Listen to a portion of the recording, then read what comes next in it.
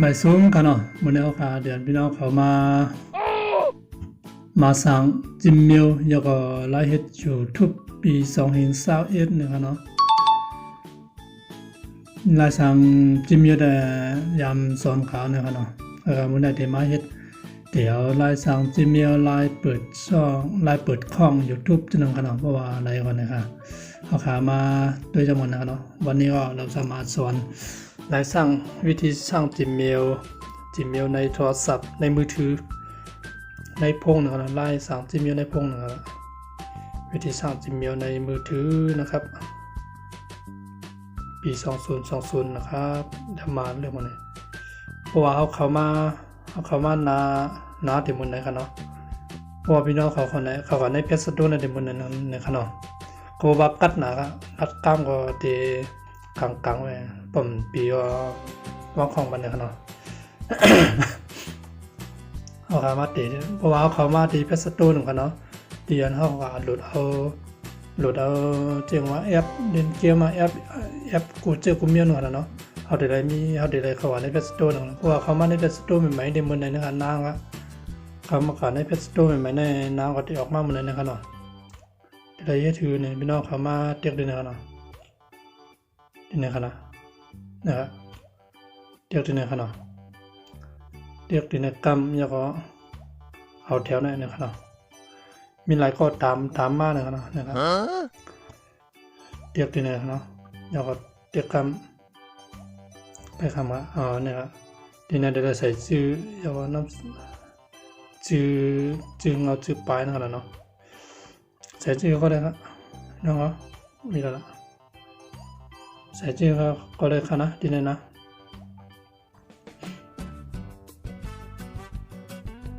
ที่เขายกใส่ขาได้ใส่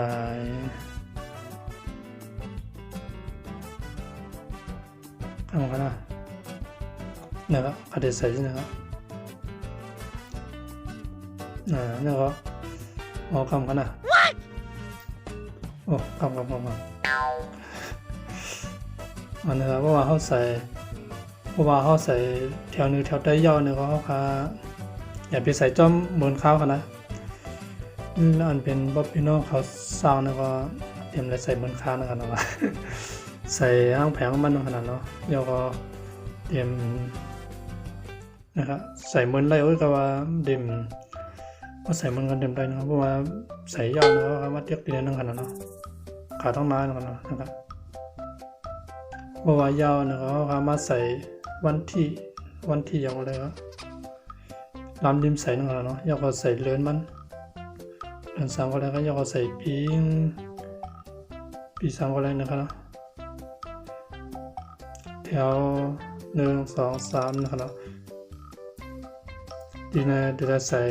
เป็นผู้หญิงกับผู้ชายนะครับเนาะเอาผู้ชายนะ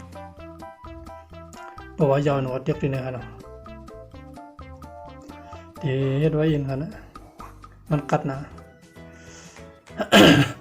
แล้วก็มันได้มา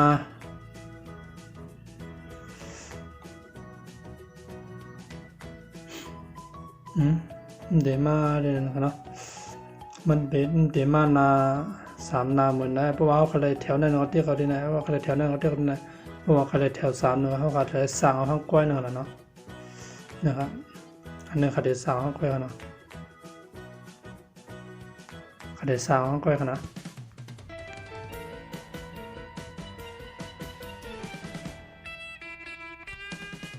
นะครับเลยสั่งก้อยครับ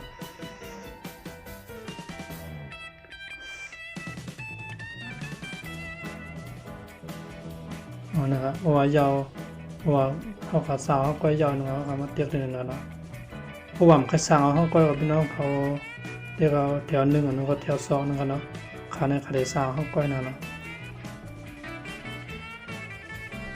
เพราะว่ายาวเทียบกันในแถวกัน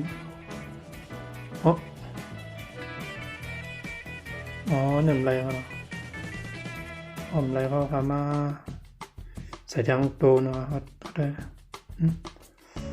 เสื้อผู้ใส่นั้นมีผู้อื่นใส่แล้วมีคนใส่ขาวนะครับเนาะ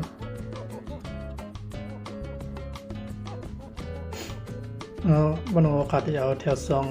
บ้านเราขาดที่เอาแถวนึงเลยนะครับเนาะขาดที่สามที่ได้365เอาแถวนึงนะครับเนาะขาสามข้างก้อยมันไรนะครับเนาะเอาแถวนึงเนาะนะครับ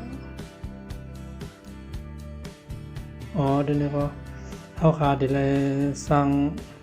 หมายลับมันนะครับรหัสหมายลับพาสเวิร์ดนะครับนะหมายลับรหัสผ่านนะครับเนาะสร้างข้างก้อยกันนะ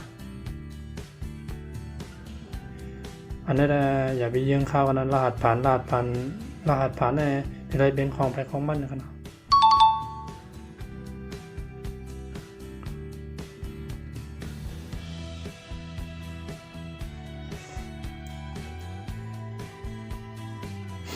โอ้โหอะไร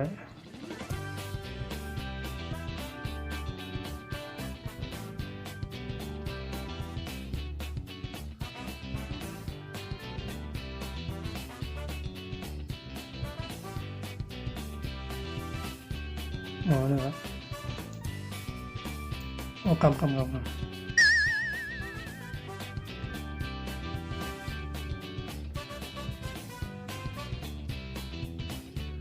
เอาไว้ยาวๆเนาะเอามาเทียบกันเลยนะครับเนาะ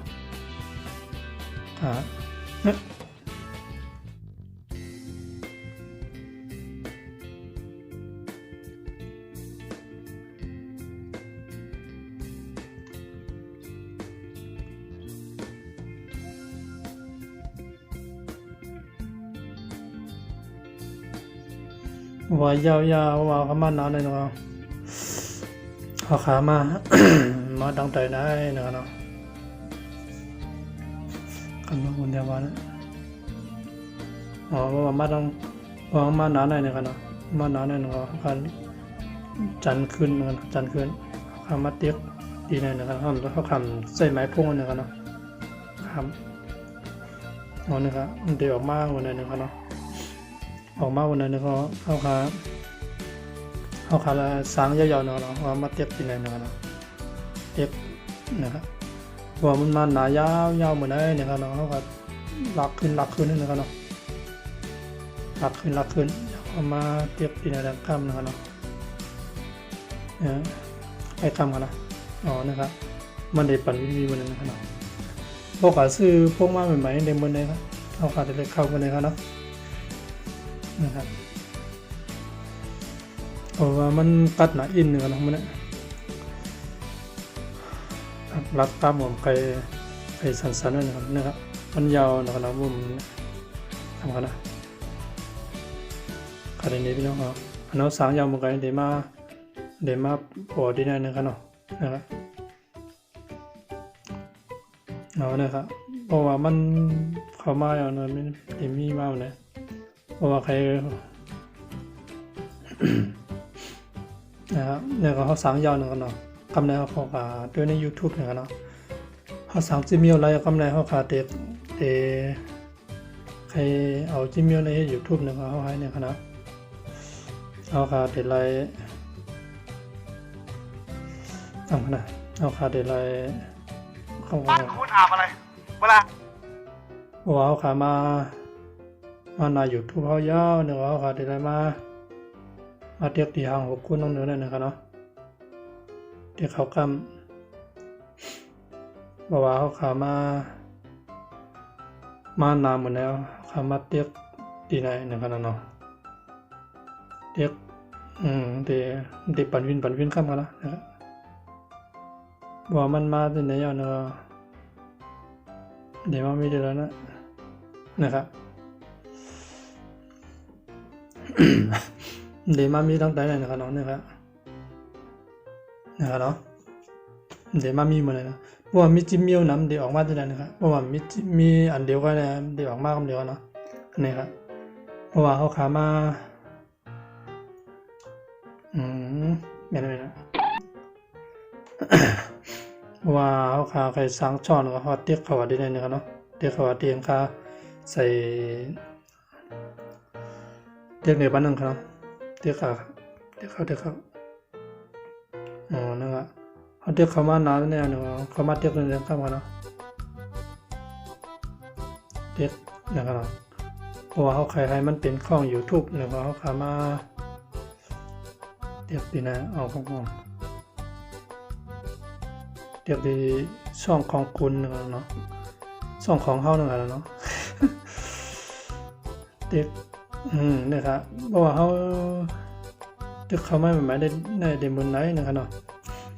นะครับเดมบนไหนนะครับเพราะว่าเขาตึกไปตึกเขาตึกอย่างนั้นเขาตึกสร้างใหม่ๆนั่นเดมบนไหนนะครับเนาะเพราะว่าเขาเคยให้เป็นช่อง YouTube นะครับให้เป็นช่อง YouTube นะครับเขาก็มาเตียกที่ไหนนะครับนะเพราะว่าเขาเคยลาจื้อนะครับเขามาเตียกที่ไหนนะครับเนาะอันนี้เขาได้ใส่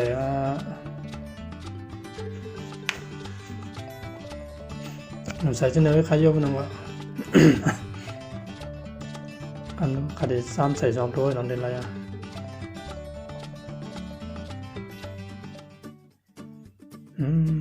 ทำกันนะ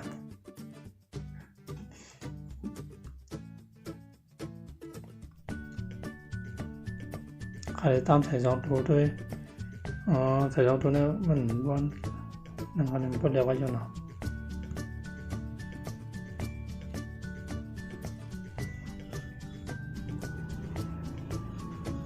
นะครับเพราะว่าเขาใส่ยาวนะครับเนาะเพราะว่าเขาเกี่ยวชื่อเนี่ยนะครับเพราะว่าเกี่ยวที่เนี่ยนะครับว่าเขาเกี่ยวเนี่ยเขาลายนะครับลายที่ไหนนะครับเนาะเขาใครใส่ชื่อเขาแล้วแต่เขาพี่น้องเขาวานกันนะเพราะว่าเขาเกี่ยวกันได้นะครับเขาใจว่าเขาเกี่ยวนะเขาลายนะครับเนาะที่ขาเพราะว่าเขาใส่ยาวเกี่ยวนะครับเนาะเกี่ยวที่ไหนนั่นนะครับนะครับกำไปคำว่านะตึกปันวินนะครับกำในเขาขามีข้องอยู่ทุบยอดนะครับเนาะกำในเขาขาหรือว่าใส่แค่พางมันนะครับเนาะ นะครับเพราะว่าอันนี้ได้เขาหลุดลงวิดีโอไงครับได้เขาสั่งอันนี้เขาสั่งยาวนะครับเนาะในเขาสั่งยาวเขาลงวิดีโอไว้คือว่าใครลงวิดีโอก็ลงได้นะครับเนาะเรียกที่ไหนเรียกตัวได้นะครับเนาะเนี่ยครับเอากันนะว่าพี่น้องเขาใครลงว่ามันมานานแล้วก็พี่น้องเขาใส่ชื่อที่ไหนนะครับเนาะใส่ชื่อที่ไหนแล้วก็พอใส่ชื่อยาวนะครับพอใส่ชื่อที่ไหนยาวนะครับมาเรียกที่ไหนนะครับเนาะเรียกที่ไหนนะครับมันก็ลงไรนะครับเนาะแล้วแต่เขาเดี๋ยวลงนี้นะครับเนาะเพราะว่าพี่น้องเขาได้มอดลงนะครับเนาะอันนี้ว่าตีมาเฮ็ดเหนียวกันนะครับเอานะครับเพราะว่าเอาขึ้นคำว่าใหม่ไหมว่าพี่น้องเขาใครมีอย่างนั้นนะครับเนาะ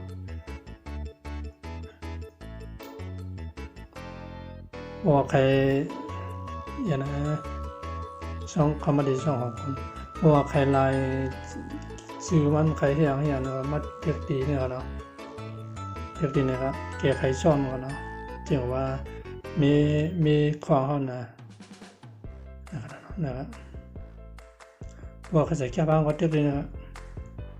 เรียกดีอะไรนะครับเนาะ